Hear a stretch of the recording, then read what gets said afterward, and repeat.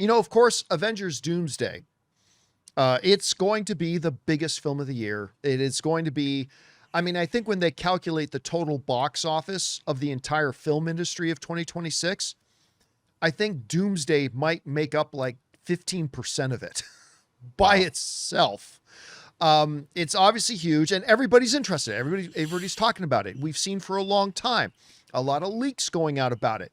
And for a long time, Rob, I know this is true of you too. We've sat back and see these leaks and a lot of them are just simply wrong. Some of them were right. Like some of the little leaks that came out were right. And a lot of them were wrong. But one of the things that I had mentioned when I got read in on everything that happens in Doomsday, and this is months and months and months and months ago, you guys know that I said, it was like, I'm not the only one who knows this stuff. I know that more and more people are learning about it. And I said, I think by about July, I think like everything's going to be out there. I think it's all just going to be out there. Well, it is now July.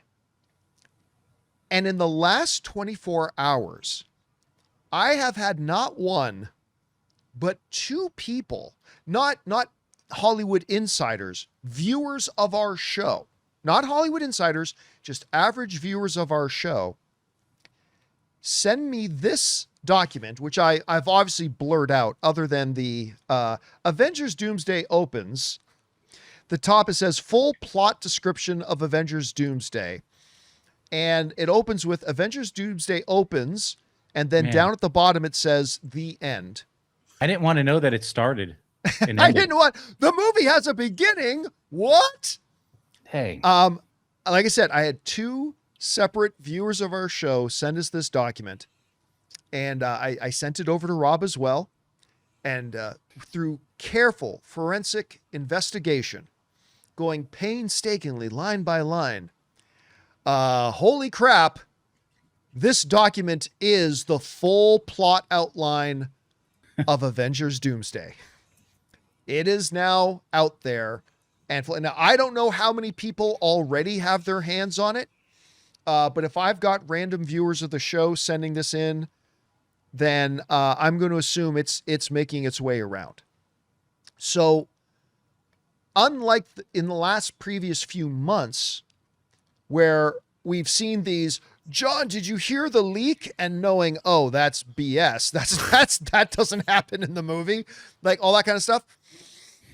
I have a feeling a lot of the stuff that comes out now will. Yeah. Because a lot of it is going to be based on this document that is now floating around out there. And it's just getting out there. And there's a couple of thoughts I have when we talk about stuff like this. Number one is it's a testament to just how powerful this brand is, that everybody wants to know as much as they can. And they want to know everything they can. So it's a testament to just the fact that people want this information so much. And that says something very positive about your brand and your franchise. When you've made something that gets people this excited and are hunting down information and will do whatever they can do to get their hands on the information, that says something and that speaks well to your franchise. So, I mean, good on them for that. And I've had people, guys write in recently and say stuff like, how can Marvel let this happen? How can they let it happen? Mm-hmm. Well, I mean, the reality is it is not tens or dozens or hundreds. It is thousands of people who work on these movies. Thousands of them. All of them with global audio communication devices in their pockets. And to be honest with you, the question I ask isn't, how does Marvel let this stuff leak out? The question I generally ask is, how the hell did they stop more from not getting out? Because to me, it's an amazing thing that they're able to keep it, as much of it a secret. Rob, we were just talking about Spider-Man. Spider-Man Brand New Day. There's surprisingly little. I mean, there is information out there, but it's not spread as much as you might think it would be now, just being a month away from the movie coming out. So it's kind of fascinating. But I want to give a word of comfort. Gather ye round, and let me speak unto thee soothing words of gentleness. I wish I had that music we used before. Do, do, do, do. Yes. It is story time. I got to bring back story time, by the way. I know, that was fun. awesome. Yes, we will bring back story time sometime soon. But for now, I know there are probably a lot of people out there, probably many of you guys in the live chat right now, who are now freaking out and kind of stressed out that you're going to get Avengers Doomsday spoiled for you before the movie comes out. I wish I could sit here and tell you, don't worry about it, you probably won't. Because that's not true. I think the reality is, with it only being July, it's going to be almost unavoidable. It's going to be almost inevitable. Unavoidable. It is inevitable. I will, though, say this, is that I really don't think, knowing as probably now hundreds of thousands of people know what Rob and I have known for a long time now. And Rob, one of the things that we said ages ago when we first went is like, because people would say, doesn't that ruin the movie for you? I'm like, if anything, I am more excited now to see this movie. I am more excited to watch this movie. You think the people who read the Harry Potter books is like, oh no, now I can't enjoy the Harry Potter movies. Nah, pretty sure they did. Do you think anybody who has the simplest understanding of history was like, well, I don't know if I can watch Oppenheimer now because I know what happened. No. And that's the feeling I had, Rob. Did the bomb work? Yeah, do they actually end up blowing shit up at the end? I hear it's what sunk the Titanic. Do you know James Cameron actually did build a boat? Anyway, so what my soothing and calming words would be to those of you that, yes, you're right to worry that you're probably going to have stuff about the movie spoiled for you. But at the same time, all I can tell you is that I don't think it's actually going to lessen your experience when we watch the movie or take away any of your excitement from seeing it. If you're anything like us, and we're just normal film fans like you guys, I have a feeling it's only going to make you even more excited to see the movie. And not everybody's the same. Maybe that'll be true for some. Maybe that won't be true for others. But I don't think you have to worry too much about it. The information's out there now. And it's going to now start spreading very quickly. It's going to start getting very, very quickly out there. So I do think it's going to be very hard to shield yourself from it. But if you are unable to shield yourself from it, verily I say unto thee, I do not think that means like the game is over or that hope is lost. So I don't know, Rob, I sent this on to you.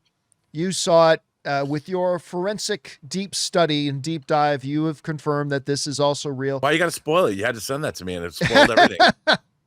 Anyway, what stands out to you when you see stuff like this now out there? Well, I purposefully shielded myself from Avengers Endgame spoilers. I had to. I mean, you could, there. It was all spoiled. It was all online. I purposefully did not allow myself to know what happened in Endgame. And I have to say, the very opening sequence with Hawkeye. Oh, so and good. then how it went into Traffic's Mr. Fantasy over the Marvel logo. Those two things I had no idea that they were coming. And just that scene and that piece of music, those are filmmaking things. That's not even a plot point. Just seeing Hawkeye, just that, the way it was presented, that to me was incredible. And I'm watching this, and the thing that struck me about Doomsday, the things that we know, I was thinking to myself, even though knowing everything, I just kept thinking, what does this look like? Knowing what's, I've been thinking about this since last year. I can't wait to see this movie just to see some of the things that are going to happen. Like, what does that look like? And I literally was, what kind of music is, this is what I'm thinking about the movie. what is going to go over the Marvel logo? What song? Or is it score? Or is it nothing? I mean, I think the thing with these Marvel movies is that even if you know everything, especially with the Russo brothers, how it's put together is the joy of it all. And like you pointed out, Harry Potter reading a book, I read a lot of screenplays. You know, I had read the screenplay for Hunt for Red October before it came out, and I'd read the book. That did not change the fact that that movie was delicious to watch. I love the Hunt for Red October. I love it. And everyone says, you know, well, this movie doesn't have any setup, and I'm like, I don't care. I've been reading comic books my whole life. I've read the Secret Wars omnibuses. You know, I know everything that's, and yeah, it's different. There's no Beyonder. There's a Molecule Man, whatever. I don't care. It's the execution, man. It's it's like when you go to a restaurant, you know, and you might have gone to that restaurant 10 times, but if it's your favorite restaurant, you know what you're going to get. Yeah. But that does not change the joy of putting a perfectly a filet mignon medium rare at the perfect temperature with peppercorn sauce on the top. You know what it is. But It was when like you the Matrix. that first bite in your mouth, man. And I'm telling you, Marvel is cooking up a souffle, and Yeah. I don't care if I know every single thing that happens in it. Nothing will replace the joy. Like, hey, something's going to happen in that movie, even if you know everything that we don't know. Like Sam Wilson saying, "On your left," and Alan Silvestri's portals kicking in. That's then, you know, that's just-tastic. And I don't, that's, you have to see the finished film. I know everybody wants to know what happens. I think probably because for me, the anxiety goes away. Great. I know the plot. Fantastic. But that doesn't at all hamper my enjoyment of sitting down and watching just from edit to edit Yeah. what happens. The interplay between the characters. Yeah. You how don't know they the dialogue. Don't know, and how anything. they change things. And Yeah. I'm even, the thing that I'm most interested in is because knowing what we know, John, the biggest question I had is how is this movie not going to be 3.5 hours long? How is it not? And I think part of the thing that I'm most interested in is I think that there's certain things that they've done in the beginning of this movie. I'm just going to say the beginning of the movie that they've shifted into Endgame Encore.